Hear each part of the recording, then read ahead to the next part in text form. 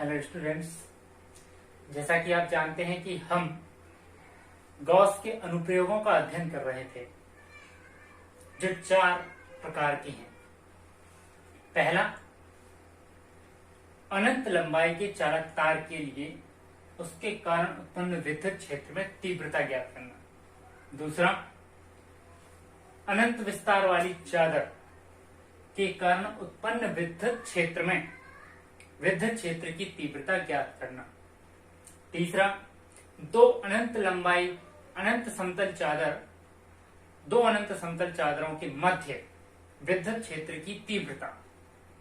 और चौथा, खोखले गोलीय कवच के कारण विद्युत क्षेत्र की तीव्रता, जिसमें से पहला हम आपको कल करा चुके हैं, जिसका नाम था विषुव रेखीय चालक तार या अनंत लंबाई के रेखीय चालक तार या आवेश के कारण उत्पन्न विद्युत क्षेत्र की तीव्रता के लिए सूत्र।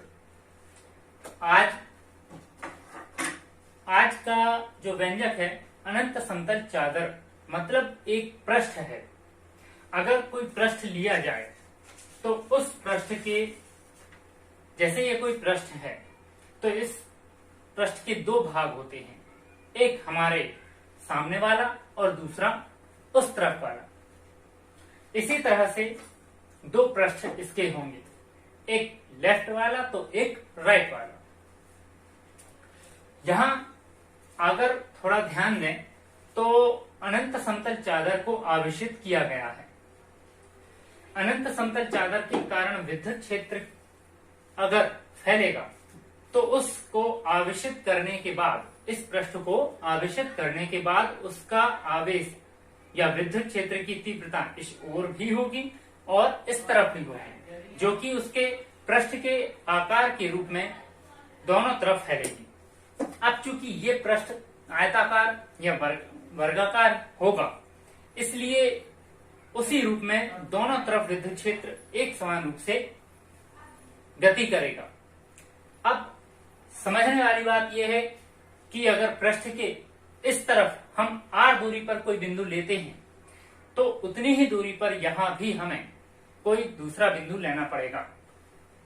जैसा कि चित्र में आप देख सकते हैं, एक अनंत लंबाई के विस्तार या विस्तृत रूप में जो चादर है उसको आवेशित किया गया है। इसे हमने इससे r दूरी पर, छोटा r ये लिखा है, यहां से लेकर यहां तक r दूरी पर एक बिंदु P लिया है और उतनी ही दूरी पर पीछे की तरफ भी बिंदु P डैश लिया है। P डैश मिलके एक अक्ष बनाएंगे, एक रेखा बनाएंगे, जो कि चादर के इस तरह से होगी, यहां और यहां। ये अक्ष मानते हुए, और इसको अक्ष माना जाए यदि, तो इसको घेरे हुए एक अल्प पृष्ठ यहां पे और यहां पे अल्प वृत्तीय पृष्ठ ले लिए जाए एक समान क्षेत्रफल के, तो आप देखेंगे कि एक काल्पनिक बेलन तैयार हो जाएगा।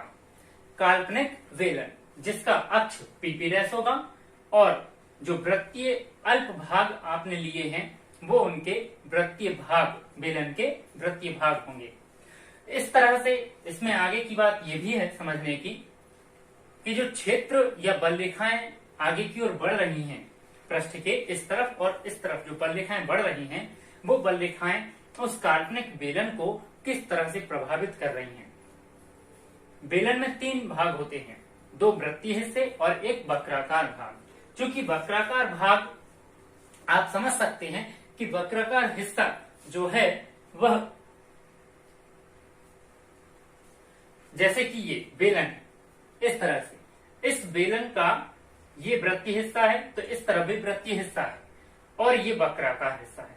हमने इसको अक्ष मानते हुए कुछ दूरी पर, पीछे की ओर भी कुछ दूरी पर हमने बिंदु लिए हैं। ये बेलनाकार हिस्सा है।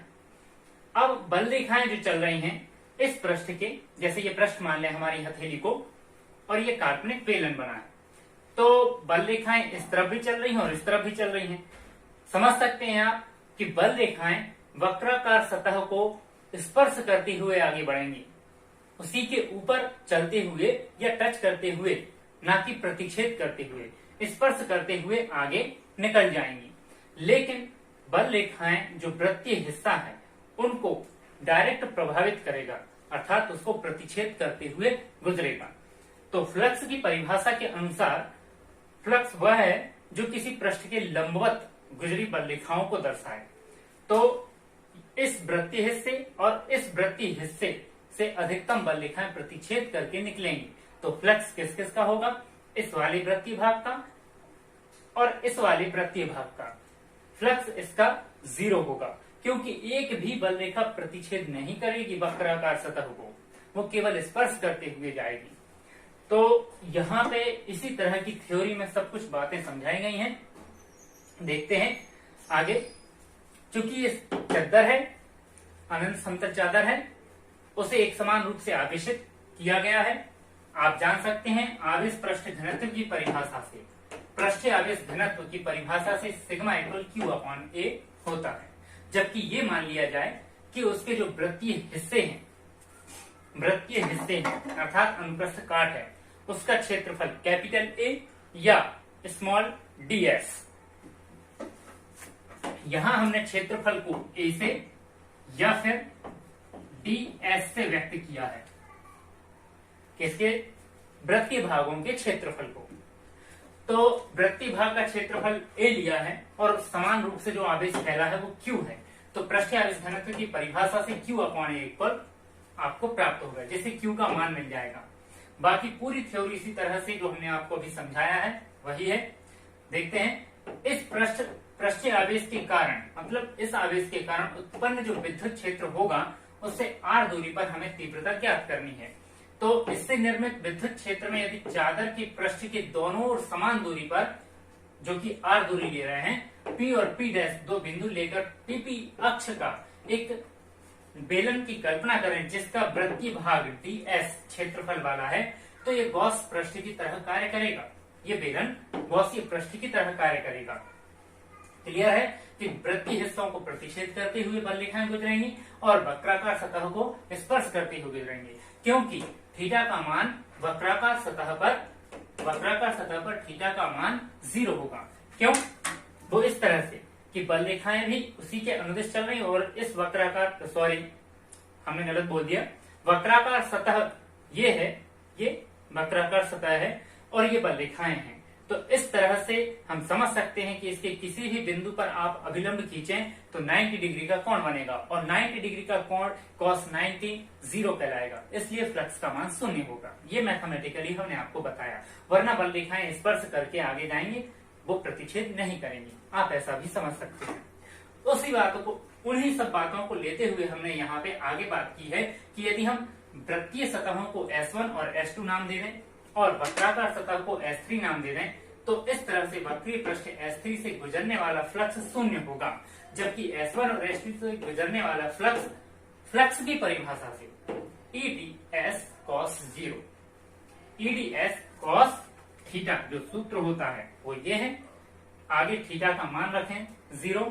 तो इस तरह से आप देख सकते हैं S1 और S2 वृत्तीय सतहों से गुजरने वाला फ्लक्स ये मिला। S1 और S2 दोनों के कारण है, इसलिए इन दोनों को प्लस कर दिया गया है, बाकी फिर मान रखने से 2EDS प्राप्त हुआ है। ये तो हुआ फ्लक्स की परिभाषा से। जैसा कि कल हमने आपको याद दिलाया था कि अनुप्रयोग बहुत सरल है, इन्हें में मात्र 2 बातें याद रखनी है।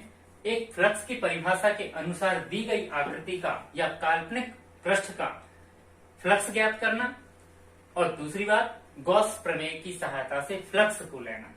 बस।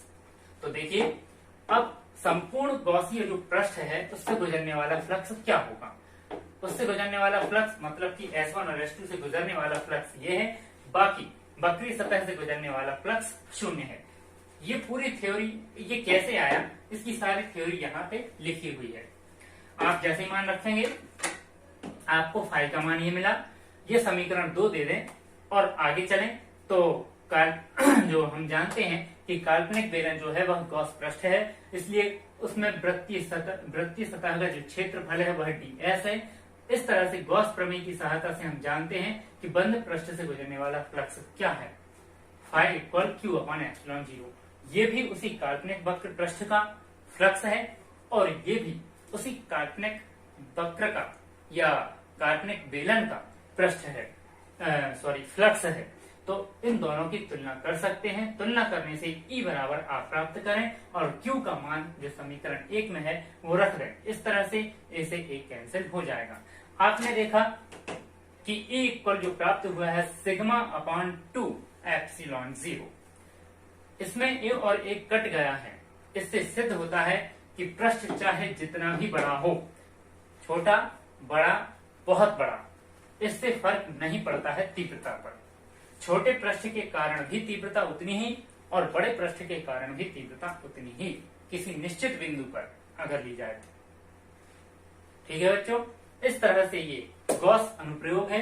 अनंत लंबाई के, ये गलत हो गया, ये हमने पिछला लिखा हुआ है, अनंत समतल चादर लिखना था हमारे लिए। अनंत समतल चादर, समतल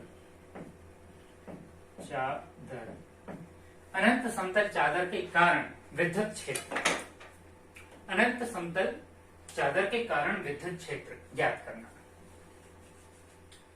इस तरह से आज के लिए इतना ही।